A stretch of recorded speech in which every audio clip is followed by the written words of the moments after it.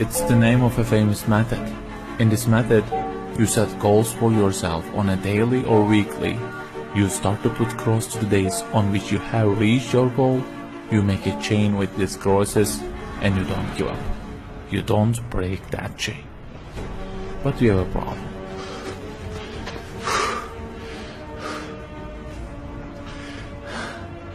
Personal development specialists say that we should have goals. You know, they say like, don't sleep more than 6 hours, learn a language, finish a book every week, don't stop, always run, don't give up on your dream, don't break the chain. Okay, I don't object to them. I also have a table and put crosses on it every day and go after many goals, no problem. But you know what? They don't talk about the most important part of it.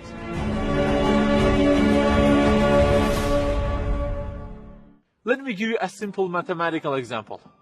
Try to imagine that you are adding numbers. And imagine that the numbers you have added up to this year is, for example, 35 in total. And you start from this year. For example, you will add 4 in this year and then add 8 in next year. And it goes on. And there is an unknown time which counts down. And when it ends, you can't add any other number. Okay, you start the addition. Plus 4, plus 8, plus 7, plus 3. You add ambitiously. You keep adding and adding. Plus 6, plus 5. And okay, they say time. You have added the numbers into a giant parenthesis. And there is a zero multiplication at the end of it. It wipes out all the numbers you have added all those years. And the result becomes 0. Of course, you are disappointed. All your efforts have been wiped out by the 0. A regret arises inside of you. You say, I wish I had seen the whole picture at the beginning and realized that 0 and changed it with 1 before I started the addition. I think you got the point. Okay, guys, you may have goals for this year and afterwards. Learning a language, finishing a book every week, increasing your monthly income to $15,000, not sleeping more than 6 hours, etc. But for what? For what do we set goals exactly? Why don't we break the chain?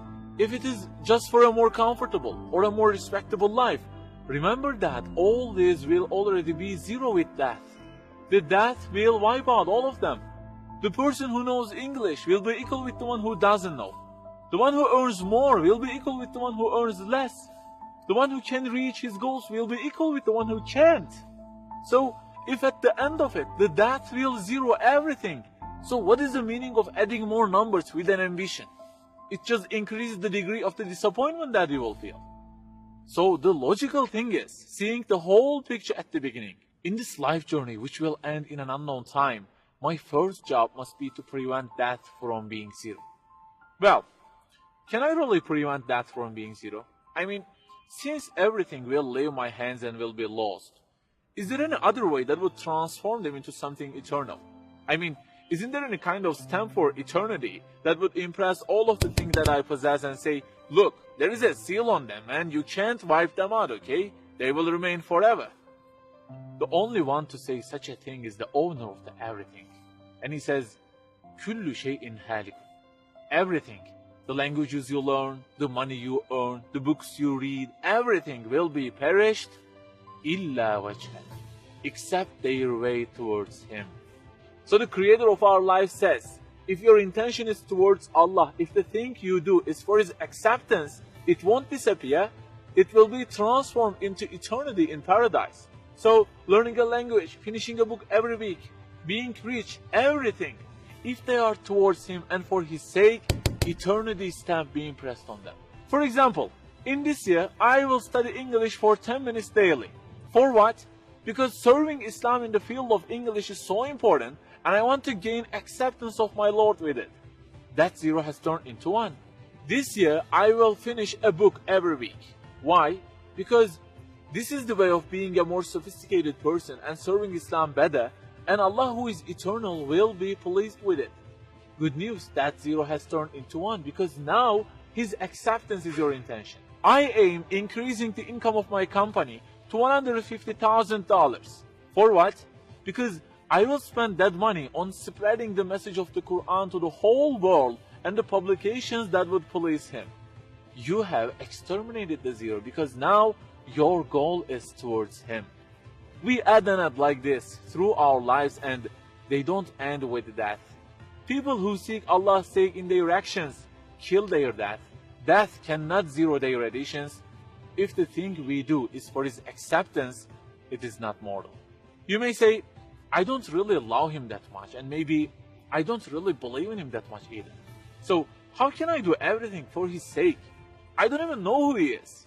My brother or sister, that's the problem. You don't even know who he is. And actually, it is our first job in this life. Recognizing him, that's the first step. The more you recognize him, the more you love him.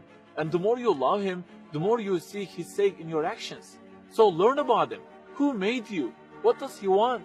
Why does he give you such a billion things in each day? Read, find out.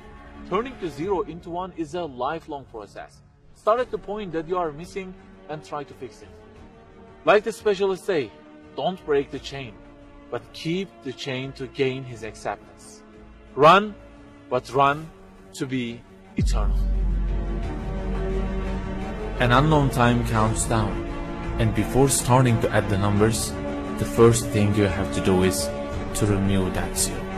Otherwise, everything you added will be wiped out.